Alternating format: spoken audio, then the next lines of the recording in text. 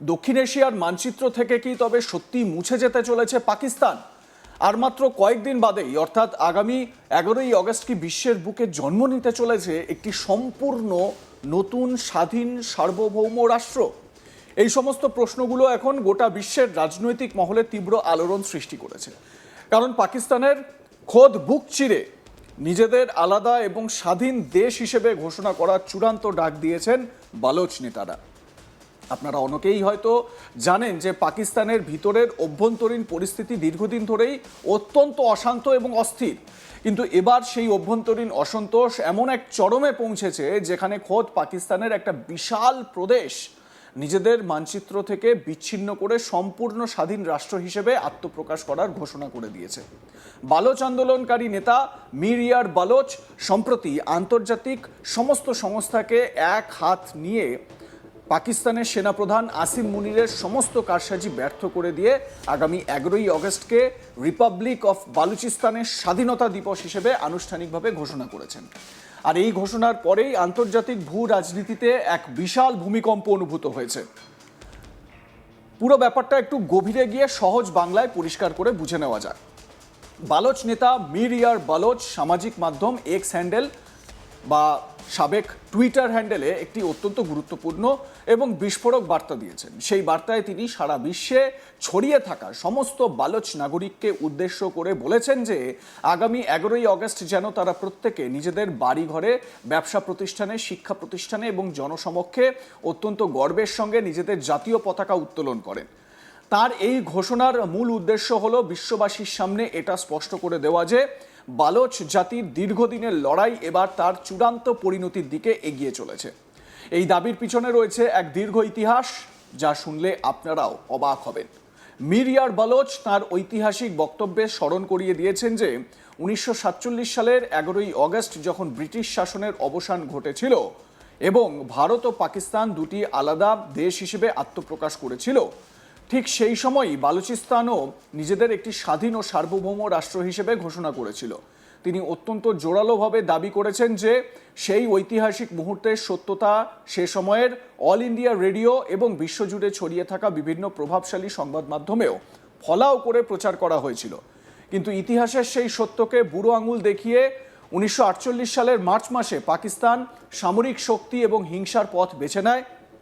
পাকিস্তান জোর করে এবং বেআইনিভাবে এই খনিজ সম্পদে সমৃদ্ধ ভূখণ্ডটি দখল করে নেয় এবং তখন থেকেই বালোচ জাতির উপর শুরু হয় ধারাবাহিক শোষণ ও অত্যাচারের কালো অধ্যায়।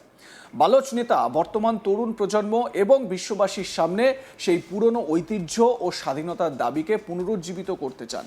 তার মতে পাকিস্তান অবৈধভাবে জবরদস্তিমূলকভাবে বালুচিস্তানকে নিজেদের অংশ করে রাখলেও বালোচদের মনের ভেতরকার স্বাধীনতার আগুন নিভে যায়নি। আর সেই কারণেই প্রতি বছরের মতো এবারও আগামী 11ই অগস্টকে বালোচ জাতির প্রকৃত এবং বৈধ স্বাধীনতা দিবস হিসেবে বিশ্বজুড়ে উদযাপনের সিদ্ধান্ত নেওয়া হয়েছে। এই ঘোষণায় কেবল একটি প্রতিবাদের সুর নেই, এর মধ্যে রয়েছে একটি গোটা জাতির আত্মনিয়ন্ত্রণ অধিকার প্রতিষ্ঠার সুনির্দিষ্ট এবং চূড়ান্ত রাজনৈতিক রূপরেখা। দক্ষিণ এশিয়ার সার্বিক অস্থিরতা এবং বর্তমান পরিস্থিতির জন্য বালোচ নেতারা সরাসরি কাঠগড়ায় দাঁড় করিয়েছেন পাকিস্তান রাষ্ট্রটিকে। মীর ইয়ার বালোচ অত্যন্ত স্পষ্ট ভাষায় অভিযোগ করেছেন যে 1947 সালে দেশভাগের পর পাকিস্তান নামের রাষ্ট্রটির সৃষ্টি হওয়াই আসলে দক্ষিণ এশিয়ার স্থায়ী সংঘাত, রাজনৈতিক অস্থিরতা এবং ভয়ঙ্কর সন্ত্রাসবাদ এবং মারাত্মক অর্থনৈতিক সংকটের প্রধান কারণ। পাকিস্তান জন্মের পর থেকেই এই পুরো অঞ্চলে শান্তির কোনো নামগন্ধ নেই। তিনি 9/11 পরবর্তী আন্তর্জাতিক পরিস্থিতির কথা অত্যন্ত স্পষ্টভাবে তুলে ধরেছেন। বালোচ নেতার মতে পাকিস্তান বছরের পর বছর ধরে এক চরম দ্বিমুখী নীতি অবলম্বন করে আসছে।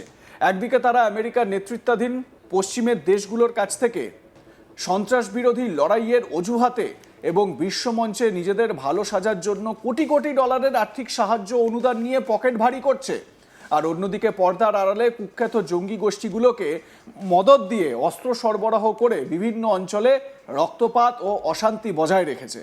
এ প্রসঙ্গে তিনি 1971 সালের পূর্ব পাকিস্তানের মর্মান্তিক ইতিহাসকেও স্মরণ করিয়ে দিয়েছেন। তিনি বলছেন, আপনারা সবাই জানেন যে তৎকালীন পশ্চিম পাকিস্তানের সামরিক আগ্রাসন, চরম শোষণ এবং অন্যায়ের প্রতিবাদেই জন্ম নিয়েছিল স্বাধীন বাংলাদেশ। ঠিক একইভাবে বালুচিস্তানের উপর চলা সামরিক অত্যাচার এবং এখানকার প্রাকৃতিক সম্পদ যেমন গ্যাস, তেল, খনিজ সম্পদ নির্মমভাবে লুটে নেওয়ার বিরুদ্ধে আজ আওয়াজ তুলেছে বালোচ জনতা।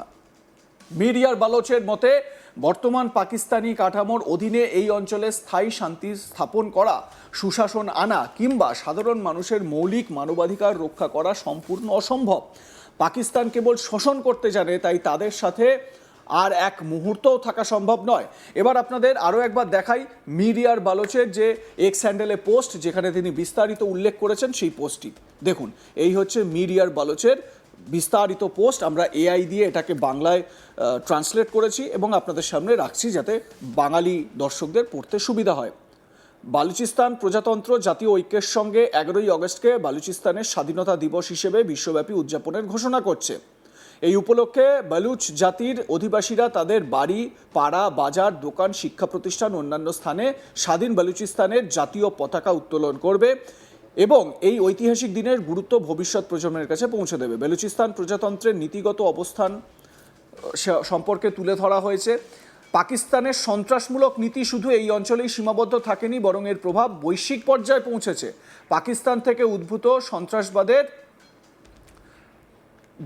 বিরুদ্ধেও সরব হয়েছেন মিরিয়ার বালোচ এবং সে কথা তিনি উল্লেখ করেছেন। সবচেয়ে বড় কথা হলো, বালোচ নেতা কেবল পাকিস্তান সরকারের বিরুদ্ধেই ক্ষোভ উগরে ক্ষান্ত হননি, তিনি সোজা আন্তর্জাতিক সম্প্রদায়ের প্রতি এক বিশাল এবং জোরালো আহ্বান জানিয়েছেন।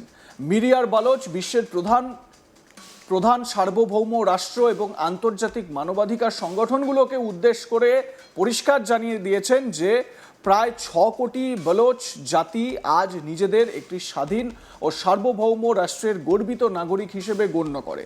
তাই আন্তর্জাতিক বিশ্বের উচিত আর দেরি না করে অবিলম্বে পাকিস্তানকে দেওয়া সমস্ত ধরনের পরোক্ষ ও প্রত্যক্ষ সামরিক ও অর্থনৈতিক সমর্থন চিরতরে বন্ধ করা। একই সাথে তিনি বিশ্ব মোড়লদের কাছে আকুল আবেদন জানিয়েছেন যে তারা যেন দ্রুত রিপাবলিক অফ বেলুচিস্তানকে একটি বৈধ ও স্বাধীন দেশ হিসেবে আনুষ্ঠানিক কূটনৈতিক স্বীকৃতি প্রদান করে।